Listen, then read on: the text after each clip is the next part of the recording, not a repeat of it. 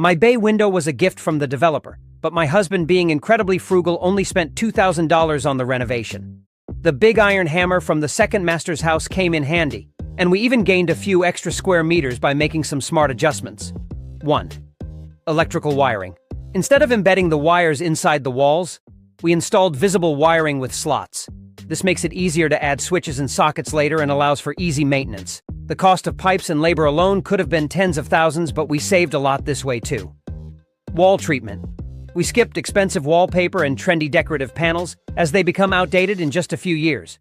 More importantly, walls with water seepage are hard to fix. Instead, we used cement plaster with a polished finish, simple, waterproof, and aesthetically pleasing. 3. Ceiling. Instead of installing a full false ceiling which lowers the room height, we used a cement sand mixture and polished it directly. We also avoided extravagant chandeliers, opting for a single, simple ceiling light that is both bright and practical. 4. Flooring. No expensive wooden flooring or fancy tiles, which would have cost thousands just in labor. Instead, we simply polished the existing floor. It's easy to clean and has a natural feel. 5. Raised platform with red bricks. We built a raised platform using red bricks, then installed eco-friendly LED strip lighting for a cozy ambiance. We borrowed some money to buy 2 small bookshelves, both beautiful and functional. We even got books from our great-grandmother's house, saving thousands on decor. Installing curtains made the sleeping area even more comfortable. 6th. Bed design.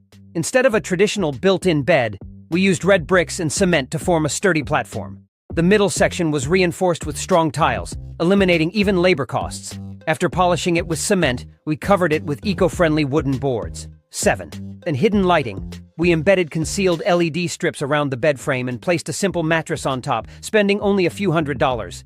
The bed is so sturdy that even a big buffalo could sleep on it without an issue. More importantly, there's no hard-to-clean space under the bed. The switches and sockets are installed near the headboard, allowing us to turn off the lights without getting out of bed.